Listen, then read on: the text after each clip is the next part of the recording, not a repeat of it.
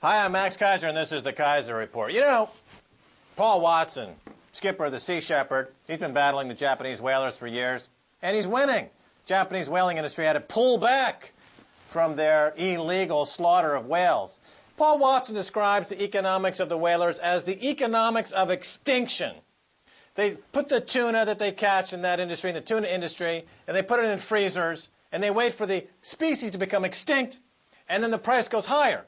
Same thing for whales. Now this theory of the economics of extinction, we see it being played out in the nuclear energy and the population of Japan itself. Are the remaining Japanese population going to skyrocket in value because of this theory that the worse you screw up an economy, the higher prices go? Let's bring in Stacey here. Max, well, speaking of extinction in relation to the Japanese nuclear disaster, documentation is emerging from 1972 when this plant and this reactor was designed, that the 3 nuclear scientists working on it resigned because it was so unsafe, this reactor built by GE. The U.S. government and the Department of Energy was also aware of this, but they decided not to do anything because it would essentially make the nuclear industry extinct. Reckless. They're reckless, and they follow the masters of blind profiteering. And human life is worth nothing. This is coming back to haunt Japan. This theory that you can cause extinction and increase price rises artificially. Tell us more. This is a theory, this is a theme that this globe we live in must come to terms with, because it's being played out in economies all over the world, in the U.S., in the U.K., in Japan, all over the industrialized nations. The more that they kill and slaughter, the higher the prices go, making a few people rich. Okay, where did I see that before? Oh, my God. Well, they're often selling us this story that look on the bright side of all of these disasters. That's the heart of this disaster capitalism that we operate in. So here's a headline. Fukushima is a triumph for nuke power. Build more reactors now! Exclamation point. Quake plus tsunami equals 1 minor radiation dose so far. So this is authored by Lewis Page of the Register, and his analysis shows, quote, Japan's nuclear power plants have performed magnificently in the face of a disaster hugely greater than they were designed to withstand, remaining entirely safe throughout and sustaining only minor damage. The unfolding Fukushima story has enormously strengthened the case for advanced nations, including Japan, to build more nuclear power plants in the knowledge that no imaginable disaster can result in serious problems. It's propaganda. It's propaganda from the nuclear industry, from the Japanese energy companies. Propaganda. I mean, you know, World War II, how about propaganda during then? I mean, Japan suffered enormously, and now they want to repeat the mistakes of what caused their pain from the 40s, and they want to do it for themselves, by themselves, to experience the pain by themselves. I mean, are you just insane? Are you all committing industrial assisted suicide? For what? For what? But once the money enters the equation, there's always 1 or 2 or 3 or 4, a handful of guys willing to do anything in the economics of extinction or dealing with dictators or killing people or slaughtering people for a few bucks. And, you know, this brings me to this next headline, Max. Exclusive. Saif al-Qaddafi wants money back from Sarkozy. So, you know, Sarkozy is leading the way. He's France is the first government to recognize the rebels in Libya as the legitimate government. So here's Saif al-Islam Qaddafi being interviewed on Euronews. And the interviewer asks him, what do you think of Sarkozy and France recognizing the rebels? And here's Saif's answer. Firstly, Sarkozy must repay Libya the money he took for his election campaign. We financed his election campaign, and we have all the details, and we're ready to publish them. The first thing we ask of this clown Sarkozy is to repay this money to the Libyan people. We helped him become president so that he would help the Libyan people, but he's disappointed us. And very soon we'll publish all the details and the documents and the bank payslips.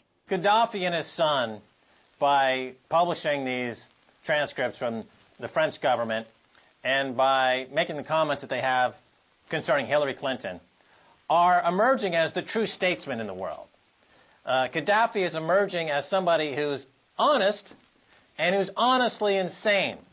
Whereas when you hear Clinton, she's masking her insanity. When you hear the leaders in Japan, they're masking their insanity by trying to parse their comments regarding this nuclear industry as pro-growth, which is as insane as what Gaddafi is talking about. But Gaddafi is, in a lot of ways, stripping away the artifice of the neoliberalism, disaster capitalism, and he's going old school. He's going Hannibal, old school, just conquer. You know, if you strip away the propaganda of Sarkozy, for example, you might have somebody that looks blatantly like Gaddafi, who is a statesman as he kills his people. He does kill thousands and thousands of people. Compared to Clinton, he's a statesman. Compared to Obama, he's a statesman. Compared to the Japanese government, he is the statesman of the ages. I mean, look, America spends, what, $1.5 trillion a year on military budgets. They've got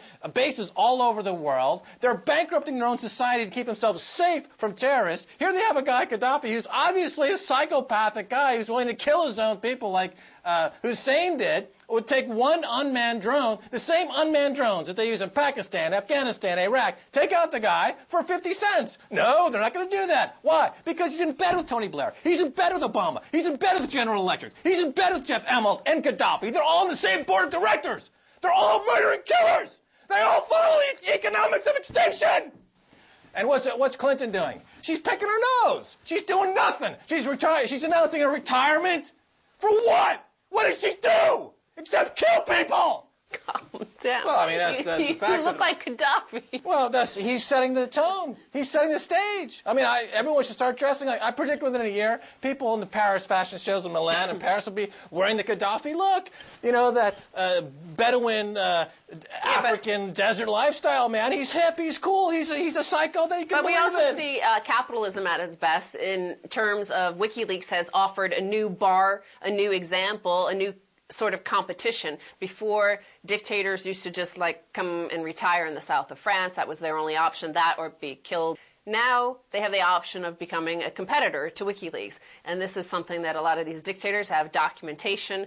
And for example, when we were in Cairo and all the protesters stormed the state security buildings, they found torture documents which proved American complicity in the torture going on there.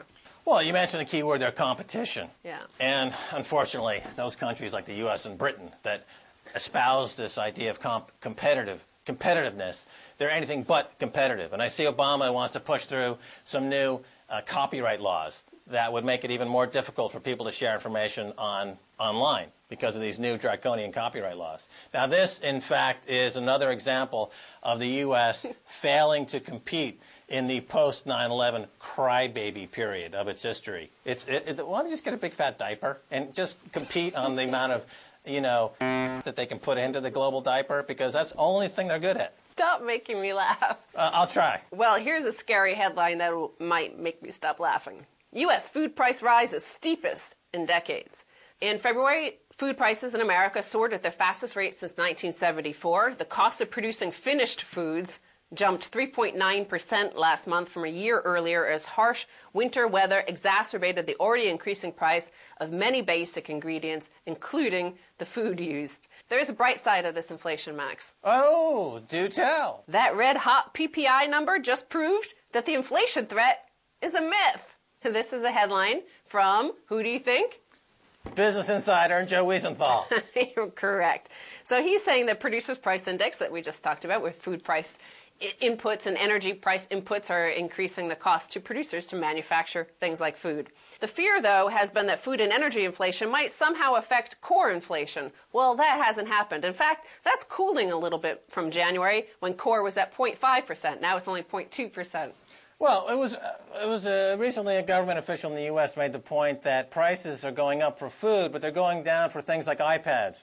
Because you can buy the same iPad 2 that you bought iPad 1 for the same price, but it's got twice the processing power. Therefore, inflation's going down.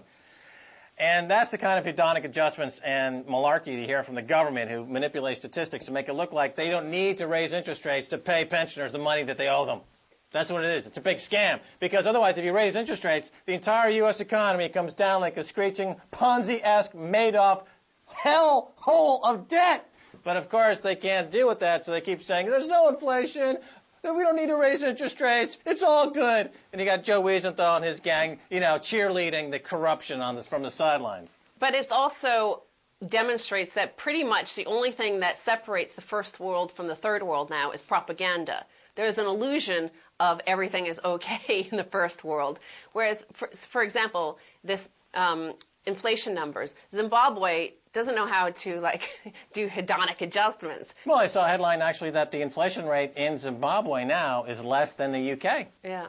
So inflation in the UK, top line inflation, is running ahead of Zimbabwe in the UK. Unemployment in the UK just hit a new 17-year high. The entire post-Margaret Thatcher period has been a complete failure because that neoliberal model is intellectually bereft of anything that makes any frickin' sense. Speaking of bereft of anything that makes any sense, these final two headlines here show you the real problem that we face in the world. First is a tweet I saw. Japanese nuclear worker on the news, I am prepared to die to avoid meltdown. So you have 50 workers in the nuclear power plant in Fukushima who are there with high radiation levels willing to die to save the rest of the world, or at least their country, which is the exact opposite of what bankers did when faced with our financial meltdown. They did everything to throw all of the toxic waste, all of the risk, all of the danger to their population and save themselves only. Yeah, that's an excellent point. I mean, can you imagine Hank Paulson going before Congress and saying, we destroyed the banking system, I'm going to fall on my sword. I'm going to take myself out Japanese style to prove that I am not a schmuck. But no, he got the rest of the government to bail out his banking buddies at Goldman Sachs and J.P. Morgan. Contrast that with this fella who's like, I'm going to die for my country by helping to restore this problem down there at the nuke plant. And, in fact, we'll prove it further in this headline. Foreign bankers flee Tokyo as nuclear crisis deepens. Apparently, private jet operators are saying they could charge anything they want because these guys are showing up and are willing to pay whatever it takes to get out of the country. Yeah, they're using their bailout money gifted to them from the corrupt banks to pay $500,000 or $1 million a flight to get out of the problem that they created. Thanks, you courageous bankers. But this is also that Mad Max world we see, is that here's the good guy. He dies in the nuclear meltdown. He sacrifices himself. And all of these schmucks and hardcore criminals are the ones that flee on the private jets and leave the carcass of their economies that they created behind. Well, it's not all bad news, actually, Stacey Herbert. I understand that during this crisis, Barack Obama was actually able to get his handicap down. He's now golfing with, I think, a 9 handicap. Bravo, Obama. You're really working hard there. All right, Stacey Herbert, thanks so much for being on the Keiser Report. Thank you, Max. Don't go away. When I come back, I'll be ripping apart Joe Wiesenthal from Business Insider. So